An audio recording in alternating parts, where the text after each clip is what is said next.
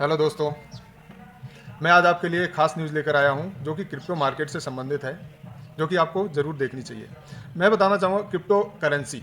अभी crypto currency शब्द ऐसा शब्द हो गया है जो इंडिया न्यूज़ में एकदम हाइक पे छाया हुआ है। आप ग्लोबल न्यूज़ उठा के देख लो, चाहे इंडियन न्यूज़ उठा के देख लो, हर जगह बिल्कुल आसमान पे छाया हुआ है। अब क्रिप्टो करेंसी केवल 2 दिन में ही क्यों छाया हुआ है, ये आपने नहीं सोचा होगा। इससे पहले छाया हुआ था मगर इतना नहीं था। अभी आप आज तक पे देखिए, कहीं भी देखिए, क्योंकि इसमें डोज कॉइन है, जो एक कॉइन डोज कॉइन, जो जिसने 36% तक का हाइक मारा है और अभी ये 10 और 9 की सीरीज में चल रहा है। अब आप ये सोचिए कि आप बड़े से बड़े एक्सचेंज में किसी में चले जाइए, वेब 3 के कॉइन हैं, मेटावर्स के कॉइन हैं, उसके बाद आल्ट कॉइन्स हैं, तो ये डेली ना डेली इनमें से जो कॉइन है FIP वगैरह, जो समर, ये काफ़ी, कोई 80%, कोई 90%, कोई 100% तक का डेली का रिटर्न दे रहे हैं। उनकी न्यूज़ क्यों नहीं आई? अब मैं इसके पीछे का एक रीज़न बताता हूँ। अब जैसे कि एक उदाहरण देता हूँ कि मार्केट जब तक चढ़ता है, ऊपर चढ़ता है, चढ़ता है, चढ़ता है, चढ़ता है, चढ़ता है, तब तक क्या है, हमें बहुत अच्छा लगता है। अच्छा तब लगता है जब हमने बॉटम पे ट्रेड ली हो, और अगर ट्रेड नहीं ली है तो फिर हमें क्या पछतावा होता है, अरे काश यार मैं देख तो रहा था इसको, मगर ट्रेड ले लेता तो कितना अच्छा रहता। मगर वहाँ पे हम ट्रेड अगर लिए होते तब अच्छा लगता है। उसी जगह मार्केट अगर डाउन हो रहा हो तो हमें अच्छा तब लगता है जब हमने अपन ट्रेड में हमने ट्रेड लिया हो और हमने अपना प्रॉफिट बुक कर लिया हो, और वो डाउन आ रहा हो तो हमें बड़ा देखने में मजा आता है, यार एक्सीलेंट बंदे तो हम ही हैं, हमें पूरा एक्सपीरियंस है, एनालिसिस है, हम मार्केटर बन गए हैं। अब मैं एक चीज़ बताऊं कि अब ये डोजकॉइन बढ़ तो रहा है, बढ़ तो रहा है। अब इसमें कई लोग क्या है, अपनी सिचुएशन अनकंट्रोल, अपने जो अंदर के इमोशन है वो खो दे रहे हैं। वो सोच रहे हैं कि 10,000 लेके आ रहे, 50,000 तो अभी बढ़ गया है, बढ़ेगा बढ़ेगा बढ़ेगा, तो और हम लगा देते हैं, डबल टिबल हो जाएगा। और मैं एक चीज़ बता दूं कि जो ये इस इनके डोज कॉइन के जो फाउंडर हैं, जो CEO हैं, वो एलन मस्क हैं, जो वर्ल्ड के सबसे रिचेस्ट मैन हैं। लेकिन उन्होंने, थोड़ा सा मैं एक्सप्लेन करूंगा, कि उन्होंने कुछ दिन पहले एक ट्विटर खरीदा था। ट्विटर उन्होंने खरीदा, उसके बाद उन्होंने कई इवेंट चलाए, कई प्रोग्राम चलाए, कई प्रमोशंस किए, मगर फिर भी कई आइडियाज़ भी लगाए उसमें, मगर कोई भी सक्सेस नहीं हुआ। ब्लू टिक पेमेंट से देने की कुछ बात चली थी, उसके बाद भी वो भी आइडिया फेल हो गया। अभी उन्होंने सोचा कि 1 अप्रैल आ रहा है। 1 अप्रैल का मतलब क्या होता है, समझते हो? Full day. फूल डे मतलब फूल बनाना एक तरीके से। तो उन्होंने क्या एक तरकीब निकाली कि भाई प्रमोशन दोनों का हुआ और फूल भी बने आप, और हम अभी बने नहीं। अब सोचो कि मैं आपकी बात, अपनी बात क्यों कर रहा हूँ, क्योंकि हमें तो ये न्यूज़ आने के बाद 35 या 30 या 20% बढ़ने के बाद ये न्यूज़ मिली ना, तब तक हमको पता चला ना कि भाई डोज कॉइन हाइक मार गया, हाइक मार गया। अब हाँ, प्रॉफिट हुआ होगा। प्रॉफिट किसको हुआ होगा? जो लॉन्ग टर्म इन्वेस्टर थे, जिन्होंने पहले से कॉइन लेके रखे हुए थे, चलो उनको प्रॉफिट हो गया। मगर अब लॉस किसका होगा? जो इसमें नए नए हम आप जैसे आएंगे, छोटे छोटे ट्रेडर होंगे, थोड़े बड़े भी ट्रेडर होंगे, जिन्होंने जिन्होंने प्रॉफिट लेना था उन्होंने ले लिया। अब मैं, जो हमारे ट्रेडर भाई हैं, उनसे मैं ये कहना चाहूँगा कि अभी एक्सप्लेन करें, थोड़ा थोड़ा रुकें, अपने इमोशन को कंट्रोल करें, सबकॉन्शियस माइंड के साथ चलें और देखें कि मार्केट का मूवमेंट क्या है, और टोटल मार्केट का मूवमेंट क्या है, ना कि डोज कॉइन का। डोज कॉइन की जितनी हाइक थी उसने दिखा ली। अभी आप थोड़ा कंट्रोल करिए अपने आप, क्योंकि पैसा बड़ी मेहनत से कमाते हैं यार। लगता है जब ट्रेड में आते हैं ना, वो मार्केट नहीं देखती आप पैसा कहाँ से लाए हो, लोन से लाए हो, कर्ज से लाए हो, आपने कमाए हैं, या कहीं से उधार लिया, कुछ भी किया है, उसे मार्केट को आपसे कोई मतलब नहीं है कि आपने पैसा कहाँ से ला के डाला है। इसलिए मैं बोल रहा हूँ कि जो मार्केट का मूवमेंट है उसके साथ चलिए, इमोशन मत खोइए, बस यही है।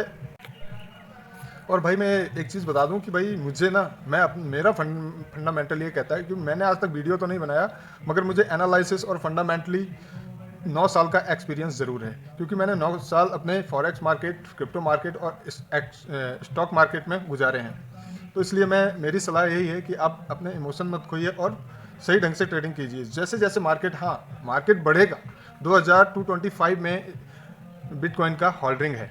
और बेसिक सी बात है कि क्रिप्टो करेंसी एक टेक्नोलॉजी ऐसी है कि ना तो इस पर किसी का कंट्रोल है, किसी कंट्री का, और ना ही इसे कोई हैक कर सकता है। हाँ, अगर अपने अकाउंट का आप डिटेल किसी को भी दे दो तो क्रिप्टो करेंसी के आपका नॉर्मल बैंक अकाउंट में कोई भी खाली कर जाएगा।